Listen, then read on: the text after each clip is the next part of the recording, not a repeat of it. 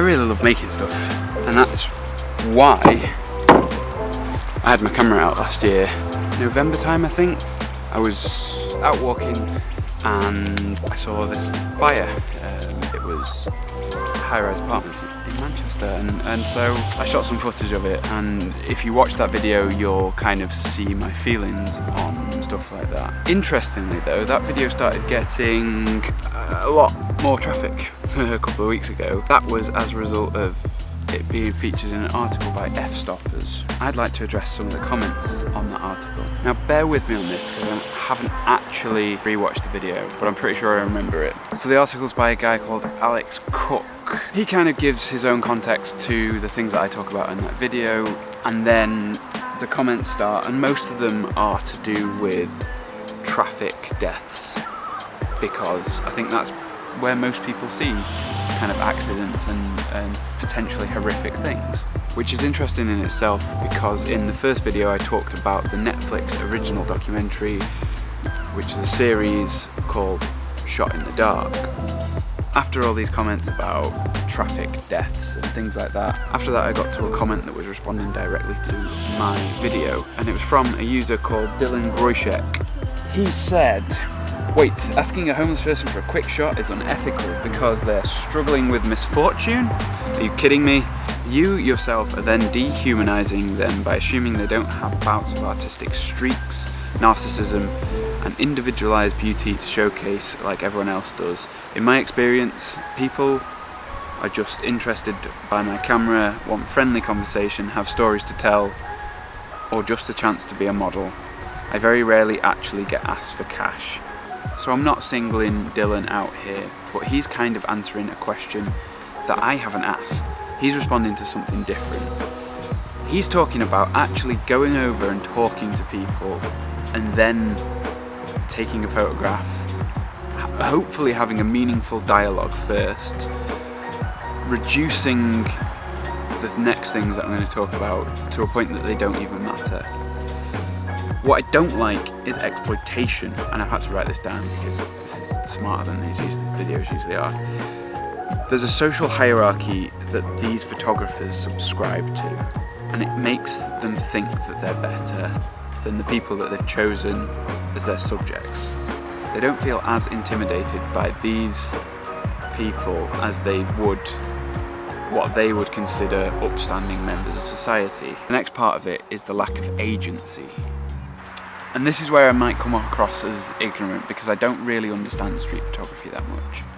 I know that there's amazing street photographers, but having been a portrait photographer and a wedding photographer, I have a very different view on how to take someone's picture. There was another comment by Matthias Kirk, and I'll read that one as well. "There is some great work out there portraying the life and the personality of homeless people. The artists often have an intimate relationship with their subject. Most images I see labelled street photography featuring homeless people fall into the realm of poverty porn for me and serve only one purpose: feed the vanity of the photographer who wants to have an exciting image.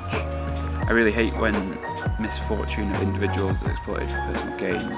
These voyeuristic, candid, homeless shots are the worst." What do I mean by lack of agency? What I mean is these people aren't able to interact with the pictures once they've been taken. In many cases, they don't have access to things like Instagram, Twitter, Facebook, where these images will probably be shared. Because they are becoming this poverty porn, they're being exploited. The lack of agency on their part is just simply that they don't have any recourse if they don't like it.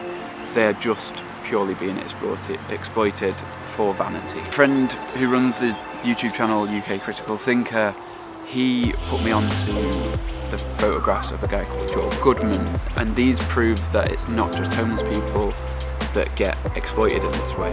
He takes a lot of photographs, and I'll link to some below, and I actually have an experience that I feel relates pretty well to this, and it's the difference between, or the difference that I've seen year on year in undergrad exhibitions and in postgrad exhibitions, and mainly I'm looking at photography, and what you tend to see is a lot of beautiful work in the undergrad exhibitions, but you don't ever see any explanation. You have this sort of useless show of beauty. There's very little point in creating something like that and not having meaning behind it. And I'm well aware that most of those people hanging those exhibitions will have all the meaning behind it that they've come to over 3 years. But if you don't tell me, I actually tend to find that work really boring. Whereas you go to the postgrad exhibitions, and what you'll see is either the same quality of images, or you'll actually see worse images, or images that you think are worse. Maybe they're not beautiful, maybe they're weird, and maybe they just like make you feel uncomfortable. But there'll be something there to back it up, because that's what you're there doing. You're exploring the reason why you take a photograph. And there's a lot to be said for having that intent behind it.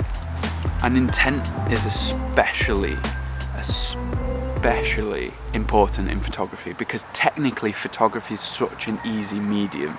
It's so easy to just take out your camera, snap a photograph.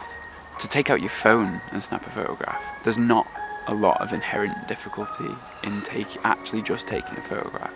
So it's really important to then be able to add meaning to it. And I think for now that's all I have to say on the matter. If any of this has rubbed you the wrong way, or if you agree with me, then leave a comment down below. I love to read your comments. I'll be back with some more regularly scheduled videos. In the meantime though, head over to When Will I Learn on Instagram, which I'll link below, because I've been getting deep into IGTV. I really love that format, and I've got some thoughts on it that I'm going to share some point soon. Right guys, that's it from me. See you next time.